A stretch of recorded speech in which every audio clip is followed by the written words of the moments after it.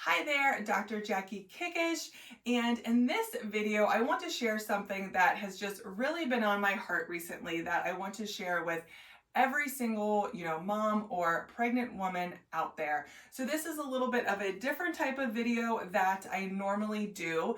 And when I'm creating videos for YouTube, I am thinking about what things do I wish I knew postpartum or even when I was pregnant. So while yes, I am a physical therapist, unfortunately in PT school, they do not spend a whole lot of time on pregnancy and postpartum rehab, right? So all the information that I've basically learned about postpartum, rehabbing your core and pelvic floor really came from my certification. And this one thing is something that I wish I would have known sooner. I wish I would have known when I was pregnant, not only with my twins, but also with my singleton.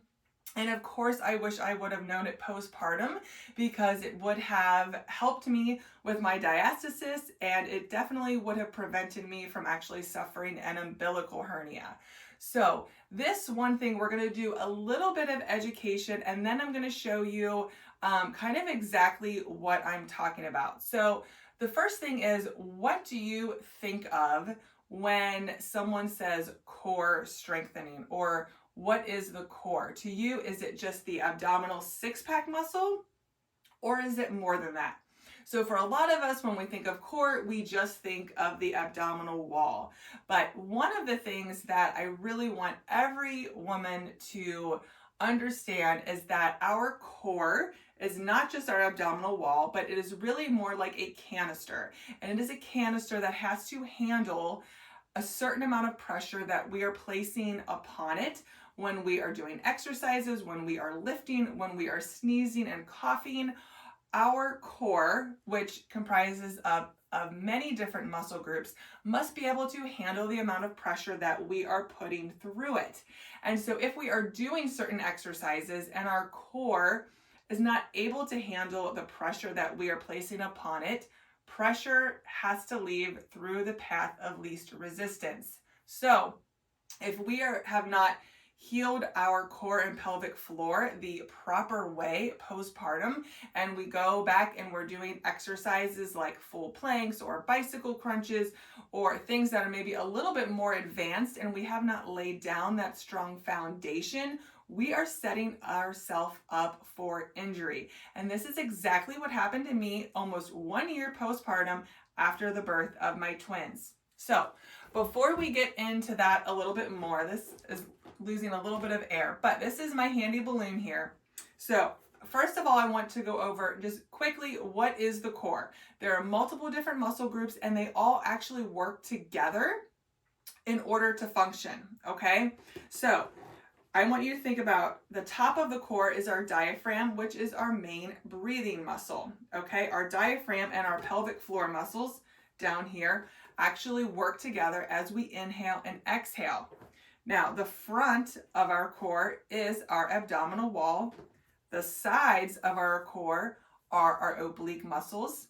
And then the back or posterior part of our core is our low back muscles. And also part of like the bottom and the sides a little bit are our glute muscles, also known as our buttocks muscles.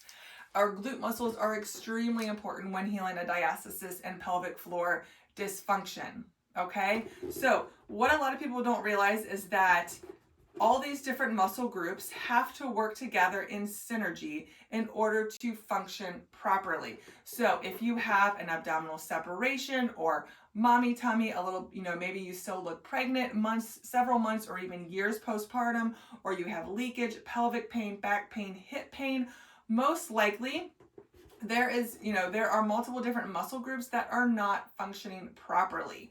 All right. And so that is the one thing that I really wish I knew postpartum, is that our core is almost like a pressure management canister, right?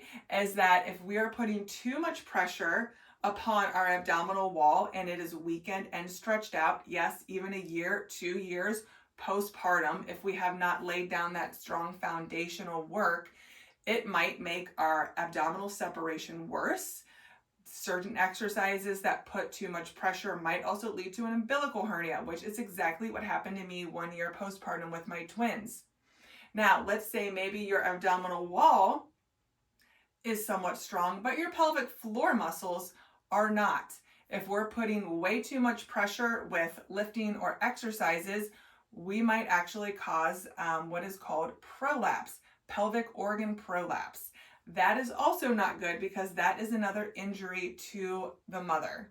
So this is a very different type of video that I normally do. However, it's just something that I really had on my heart that I wish I knew postpartum, because number one, it would have prevented me from suffering an umbilical hernia, which is not fun and requires surgery and its own postpartum core rehab when you have any type of abdominal surgery like that. So I hope this video helped you.